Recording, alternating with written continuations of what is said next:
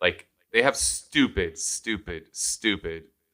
amounts of money. Breaking news, Wall Street has money. I'm glad Kyle figured this out. Wall Street, venture capital companies, it's insane, right? You hear what did Slack sell for to Salesforce? It was like $20-something billion. Like it's absurd. Like I remember when Instagram sold for $1 billion and it was like a huge deal. Now you got tech companies selling for 20+ billion. It's absolutely absurd. So there's so much money out there looking for things to invest into.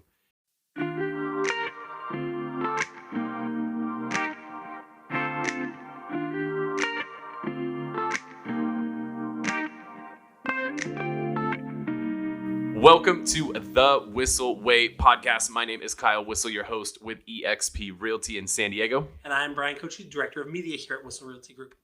Goal of the show is to give you the tools, techniques, and tactics to go out there and crush it in your business. The way that we like to do that is to answer the questions that you have for us. So rather than us guessing at what you want to hear about, we just listen to what you want to hear about. So if you want to tell us what you want to hear about, go to thewhisselway.com. You can ask us questions on there. You can subscribe to our YouTube channel and podcast. You can also join our referral network, our private Facebook group, and get dialed in with our Media Mayor Mastermind, which is a video content creation machine course. If you've ever checked out our shows, everything East County Eats, Santee Saturdays, all these community shows that we've built, we will teach you everything we have learned about shooting these shows over the last 7 years. Check it all out at thewhisselway.com. If you enjoy the show today, if you are watching on YouTube, give YouTube a little thumbs up. Let us know that you're enjoying the show. If you got questions, throw a comment on there. And if you want to get notified when we drop future episodes of the show, you can always hit that subscribe button and little notification bell. And if you are listening on a podcast platform, make sure to hook us up with a review on there. We are like top 5 in Belarus right now. But we would, I guess that's Gary, where Gary V's from, right? I think you're right. Yeah. So, hey, maybe that's why. We'll take it. We said it to Gary. Hey, we're top 5 in your hood, bro. But yeah, hook us up with a review. We want to be top 5 in the States. So let's do this. Bryan, what do we got today? So I was looking on my phone because I wanted to see who asked this question. Somebody just slid into Bryan's DMs. That's what happened. Went to the whisselway.com. They asked a question. And it was a follow-up on one of our previous podcasts where we talked about the importance of creating unique selling propositions. How are you making yourself different than the rest? So David Mount asked, he said, you mentioned on a recent episode about working with services that allow buyers to write cash offers where those third-party services supply all the cash to a buyer for a fee. Can you elaborate or do a full episode on that? So David Mount, he's part of the Oh, here we go. It's been a while. Wait for it. The Redux? REDUX? Yeah. Redux? Yeah. Just like it sounds? I thought this was going to be a way harder word. I thought it was...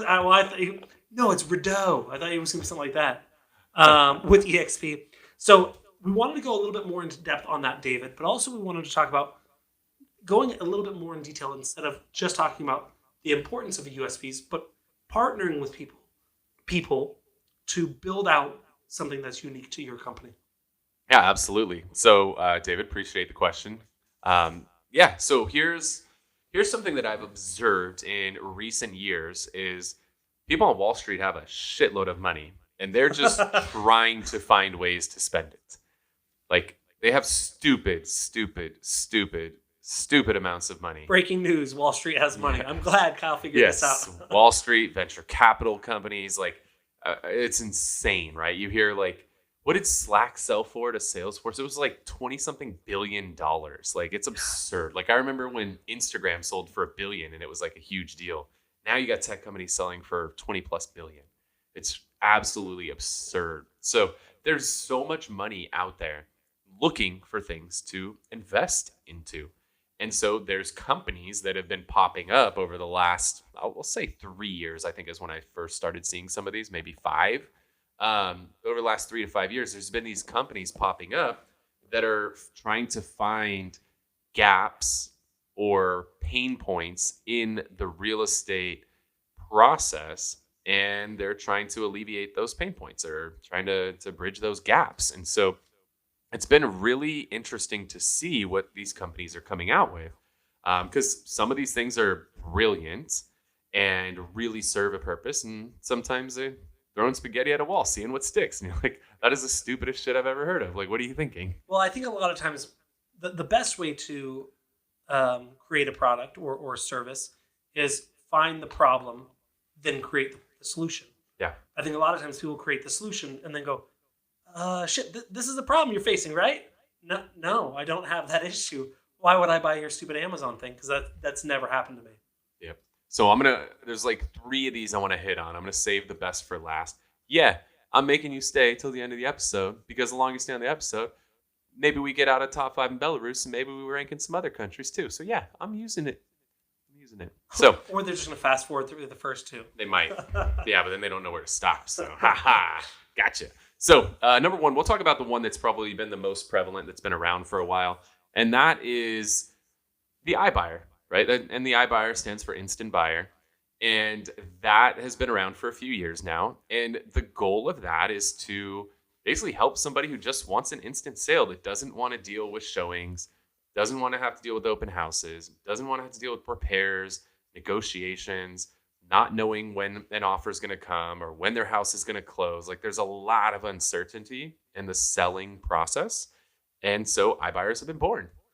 So I want to dive in a little deeper to that. So I sold my house to an iBuyer, but we've also seen some pretty spectacular, I don't want to use the word flop, but rises and falls with a few companies.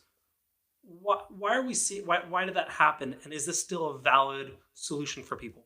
Yeah, I mean, there's still a number of iBuyers out there that they're doing well. I think obviously there's Zillow. They came into the space. They came in really hard and immediately wanted to go toe to toe with Opendoor, who's the big dog, and it didn't work out for them. You know, there's a variety of reasons. I mean, Rich Barton, he basically said it was harder than they expected. They didn't understand how hard it would be to forecast the market. They didn't understand how hard it would be to line up all the contractors to do all the work, and a variety of other factors. I mean, we called this out on the show, you know, in the middle of summer.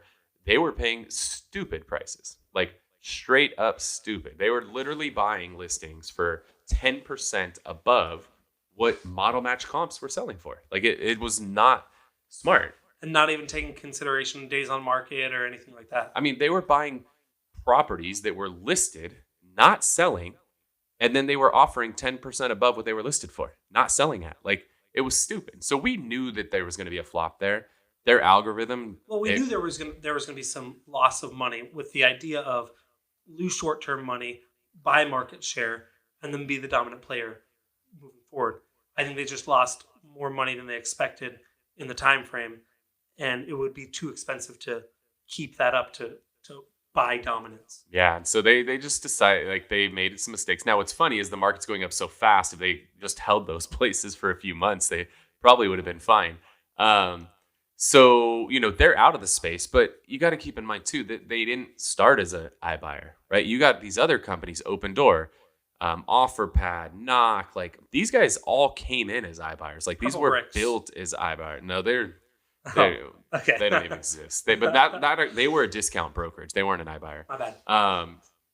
So, and then you see like Redfin too, right? Redfin wasn't built as an iBuyer, and they have done poorly with their iBuying model. And Zillow, obviously, I mean, they're not around anymore, so it'd be hard to say they were successful in that. So, some of the companies that tried to add it on have not done well, but the companies who have done this from the beginning, they're still strong. They're still doing well because they understand how much you can pay and how hard it is to get contractors and, you know, forecasting the market and stuff like that. So there's still plenty of iBuyers around that are very successful, and it serves a purpose, right? I mean, for you guys, you wanted a quick, easy sell. You don't have to deal with all the things. You got 600 cats to herd. Like, that would have been hell to deal with all of that. That's not true. I don't have 600 cats. He's got multiple cats. Not anymore. 2, 600. I mean, yeah. I have 1 now. Now down to 1. Okay. We're going to get you 600 more. We'll replenish you. If you guys have cats you don't want, send them to Bryan. Don't do that. Just put them in a box and drop them at Bryan's doorstep. His address is 8325. No. That's right, actually. I know. So iBuyers is one of those. So think about ways you can partner with them. We've had a lot of clients who are in a scenario where they don't want to deal with all that stuff. They just want to be out. And traditionally, you had to go to an investor who would offer you 65, 75, maybe 75 cents on the dollar. Well, you don't have to go do that and give the house away anymore. Now you could sell it for 85, 90 cents on the dollar. We got an option that'll even go to like 92 cents on the dollar right now. So that's an option for people. And there's no rule that says you can't sell to an iBuyer and get paid for your services that you provided and making that deal happen. So you can attach a commission and take a listing with a commission attached to it and explore all of the options that are out there. And if one of those options works best for the seller and they're happy with it, boom, you sold it to an iBuyer and you got paid a commission. And there's absolutely nothing wrong with that. So what I hear you saying is you don't have to create the iBuyer program yourself. You don't have to buy the home yourself. You can be the middleman. You can be the one that shops the iBuyer programs and brings those together to say, how would this work? How would this work? How would this work? And then present that to your client. Now you're offering a service. Now you're offering something of value because you're shopping the 2 to 3 to 4 that you know do well, that will close on time, that'll be a good solution for your buyer or for your seller. So that makes you unique. Rather than saying, hey, just go to Open Door or something, you say, hey, come to me. I will shop it to the places and come to you with 3 to 5 offers. Yep. Because you can't go to Open Door and get OfferPad's offer from Open Door. You can't go to Open Door and get Knox offer from OfferPad. Like, it's not going to work that way. So there is a solution out there that now this is mainly geared towards like big teams and brokerages. This is not really geared towards solo agents. But there's a service out there that can actually aggregate all of the different iBuyers out there. So you submit it in one place and they automatically submit it to all the different iBuyers that are buying in your area. And then they bring the offers back to you. Super cool. So if you want to get connected, that is Zavvy, Zavvie. And again, this is only big teams and brokers. So if you're a solo agent, this is not for you. I'm sorry. But if you are, shoot me a DM on Instagram at Kyle Whissel. I will connect you. I got a good relationship with the owners there. I'll get you directly connected so that you can explore it. It's not cheap. It's not for solo agents. Just putting it out there. But it is, if you want to scale this up where you could go into every listing appointment and have multiple offers right out of the gate, it's a USP. One of the things that I really liked with them, because we used them for a while, is they also were very aware of what was going on. So at one point they sent us an email, said, hey, just FYI, we're not going to be submitting offers to this company anymore. They're doing some stuff on the back end that we don't agree with. And that's not agent focused.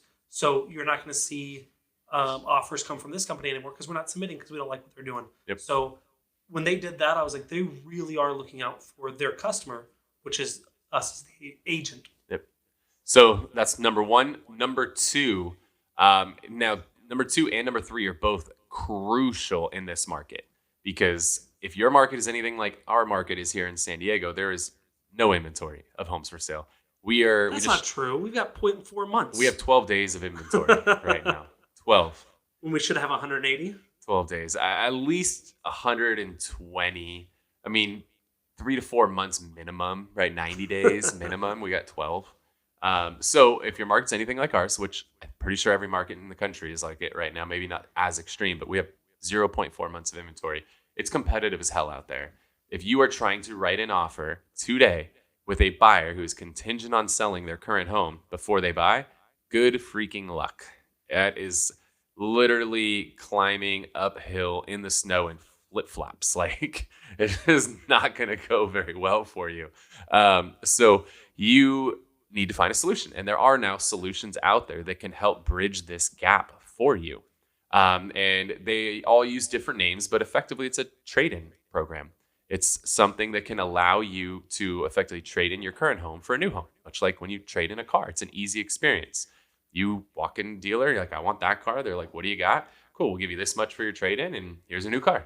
And that's an easy experience.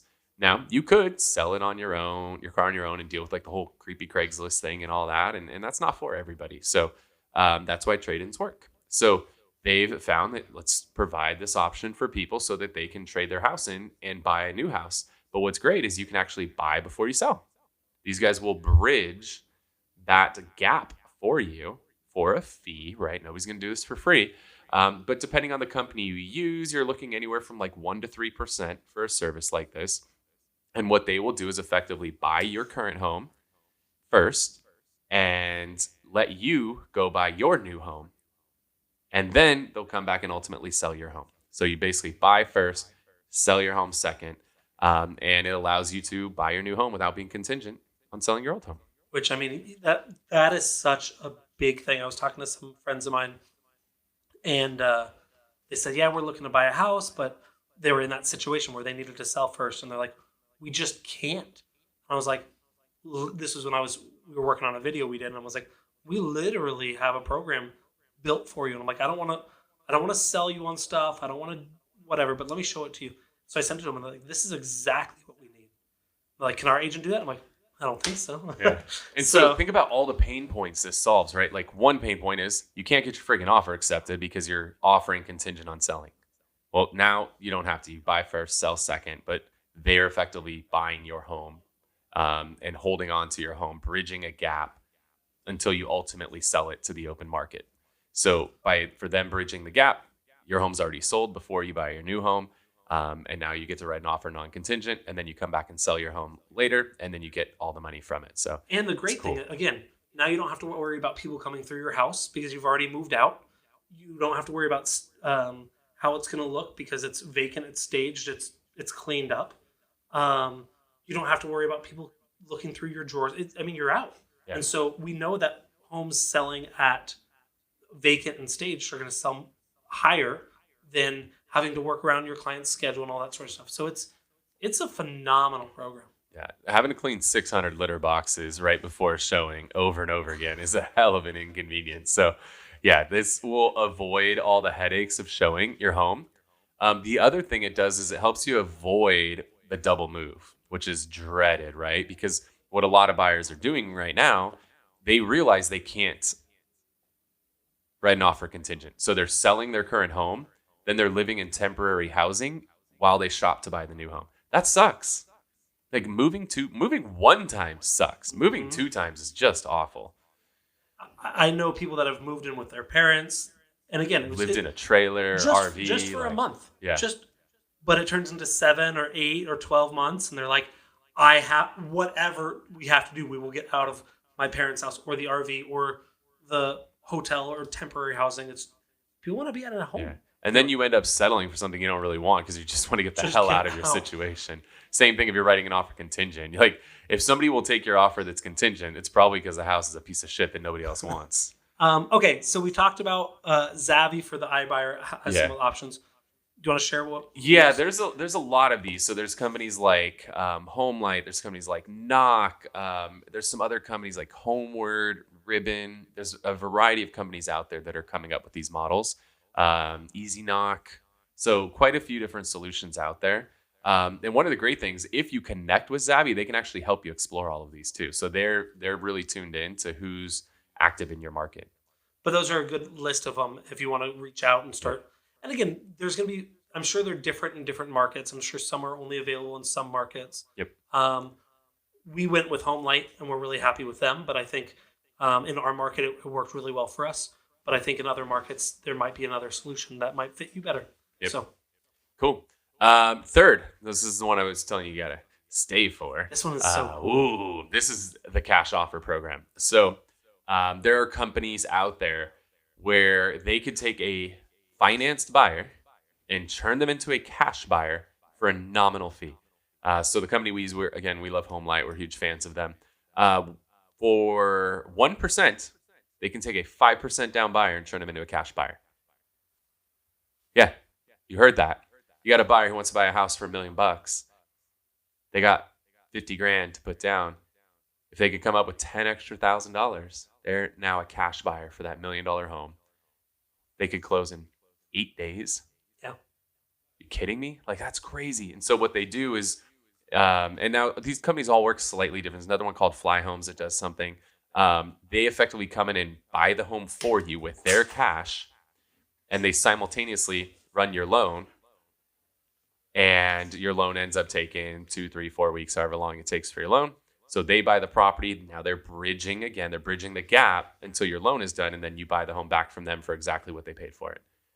And again, with this market, so slick. This market, you're buying the house at a discount. Yeah. 8 days later. 1%. Yeah. By the time 8 days, 2 weeks after it closes with them, you're buying it. The value just went up 1% in those 2 weeks. So yeah, you actually, they should raise the price. Don't tell them. Not for us. Don't tell any of these companies. Yeah. For everybody else, not us. for our competitors, raise the price on them. I mean, think about that. Like, and a buyer's like, oh, well, I don't want to waste the 1%. You dipshit. Are you serious? You're going from a 5% down buyer to a cash buyer. Do you realize how quickly that's a front of the line pass? Like, that's your fast pass at Disneyland, right to the front for 1%. Well, people are offering 10, 15, 20% over asking price. Yep. I mean, all the time. It's so if you flip it around and say, well, instead of offering what 800,000, you would offer 808. Would you offer 808? Yes. It's the same thing. Let's offer 800,000, but with cash, it's going to be the same cost, right? It's a 1% either way. But if this is more likely to get your offer accepted, and we've seen even people do a combination of 2 or 3 of these, which is cool. Yeah, so I mean, this is just a no-brainer, right? It's going to get you to the front of the line. You're going to get the house you actually want too, because if you're coming in with 5% down in this market, you're getting your ass kicked over and over again. You're settling, right? You're going to take whatever seller will take your 5% down offer. Now you're front of the line, fast pass. So these are 3, and I'm sure there's other ones that are out there that we haven't even heard of yet, or that are in the works, because again, they're just trying to find these pain points. So number 1 was selling to an iBuyer, an instant buyer. Number 2 was a buy before you sell or a trade-in type program. Number 3, a cash offer program. Lots of companies that are doing these. Again, our friends at Zavvy, they're great. Now, again, I just want to stress this because last time I talked about them, had like 100 people hit me up.